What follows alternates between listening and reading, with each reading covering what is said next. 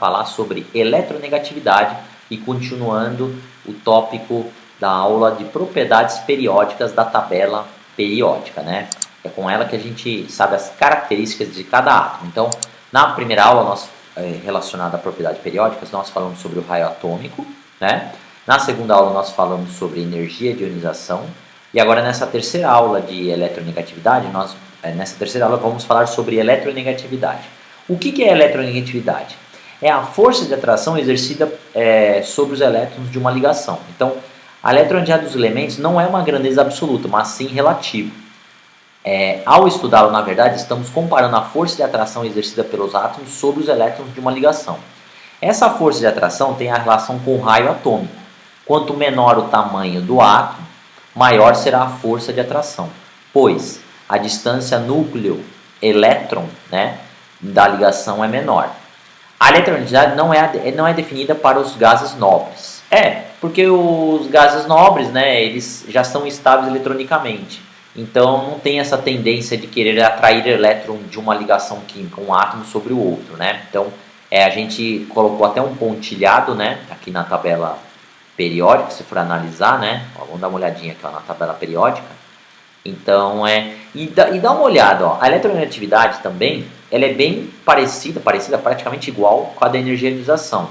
O aumento também vai para uma mesma família, né, da esquerda para a direita, e para o mesmo período vai de baixo para cima. Então a configuração é igual da energia de ionização. O único que é ao contrário é o raio atômico. Então se o raio atômico é grande, né, no caso aqui o frâncio, né, como a gente tinha falado nas últimas aulas, né, o frâncio aqui, ó, se o raio atômico é grande, significa que ele tem a menor eletronegatividade, a menor energia de ionização. Aí, como eu falei, a eletronegatividade é a capacidade do átomo atrair elétron para ele ficar estável. E geralmente são os átomos que têm menor raio atômico. No caso aqui, você pega aqui o flúor, é o que tem maior eletronegatividade. O cloro é o segundo maior que tem. Então, vamos fazer um modelinho aqui, um desenho, só para vocês entenderem isso. Por exemplo, eu vou pegar aqui um hidrogênio, né, ligado com outro hidrogênio. Olha que interessante. Aí eu vou colocar aqui o elétron que tem na última camada do hidrogênio. O hidrogênio só tem um elétron. Ele só tem um elétron e tem um elétron na última camada. E o outro hidrogênio também só tem um. Então, para ter a ligação química, vai ter que ter o quê? Uma atração, vai ter uma força de atração eletrostática, fazendo com que esse hidrogênio fique estável, porque ele vai ter 2 na sua última camada, e esse outro hidrogênio ficar estável, porque vai ter 2. Né? Só que como a força eletrostática é igual, ou seja, a eletronegatividade é igual, por exemplo, o que significa isso? O hidrogênio, esse hidrogênio eu vou chamar aqui de número 1 e esse hidrogênio número 2. O hidrogênio número 1 ele vai atrair os elétrons do hidrogênio número 2. Então vai ter atração para cá, então vai ter uma força de atração para cá. E a mesma coisa, o 2 vai atrair os elétrons do hidrogênio 1. Só que como são átomos iguais, possuem forças iguais, ou seja, forças eletrostáticas iguais. Então a eletronegatividade é igual. Então aqui, essa molécula aqui, as forças, vai dar o quê? Uma resultante, né? Como as forças são iguais, eu vou chamar aqui de F2 menos F1, como é igual, vai dar quanto a resultante das forças eletrostáticas? Vai dar igual a 0, tá? Vai dar igual a 0. Então, o que significa isso quando a resultante das forças é igual a 0? A gente fala que essa molécula é uma molécula apolar. Tá bom? É importante vocês saberem isso. É uma molécula apolar. Agora, por exemplo, se eu tiver um hidrogênio ligado com o cloro, né? São átomos agora diferentes.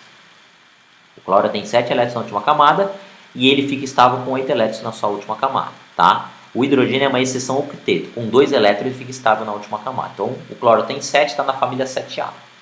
Então, ó, vai ter também, né, como a gente fala, a interação. Só que o que vai acontecer? A nuvem eletrônica não vai ser esse retângulozinho que eu fiz igual do hidrogênio ligado com o hidrogênio. Vai ser diferente. Vai ser assim, ó, a nuvem eletrônica. Ó, vai ser mais ou menos assim, ó. A densidade eletrônica vai estar mais do lado do cloro. Por quê? Porque o cloro é mais eletronegativo, ou seja, ele tem uma força, que a gente fala, uma força eletrostática para cá, chamar de F2, e aqui eu vou chamar de F1.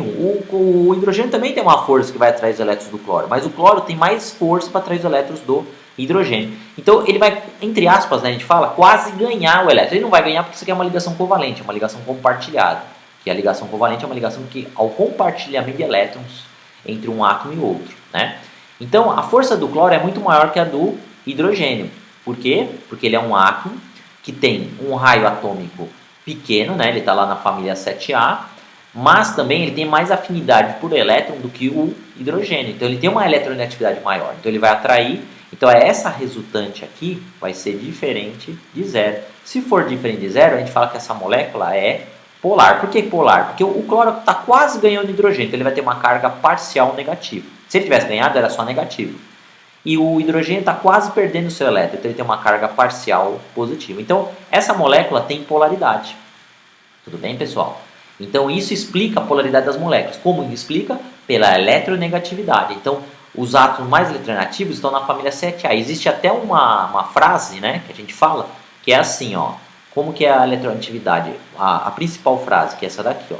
Eu tenho primeiro o flúor, né, que a gente fala fui ontem. Fui ontem no clube, briguei e saí correndo para o hospital. O que significa isso? Significa assim, quem está mais para a esquerda, no caso é o flúor é o mais eletronegativo de todos. Então aqui eu vou colocar aqui, aumenta a eletronegatividade. Aqui aumenta a eletronegatividade. Fui ontem no clube, briguei e saí correndo para o hospital. Então o flúor é o mais eletronegativo, depois o oxigênio, nitrogênio, cloro, bromo, iodo, enxofre, carbono, fósforo e hidrogênio. Então é assim que se decora. Fui ontem no clube, briguei e saí correndo para o hospital. É uma forma de decorar a fila de eletronegatividade. Essa é a principal fila que tem. Tudo bem, pessoal? Então, o aumento ele é igual ao da energia de ionização, é da esquerda para a direita e de baixo para cima. Tudo bem? Então, quem tem menores raios atômicos tem maior eletronegatividade. Por quê? Porque a distância do núcleo até o elétron é menor. Então, vai ter uma força de atração eletrostática maior. Tudo bem? Então, é quase parecido com não tem nada a ver com a energia de ionização, mas o gráfico é igual, tá? Porque a energia de ionização é a energia necessária para retirar um elétron da última camada de um átomo. E quais são a maior a energia de ionização maior?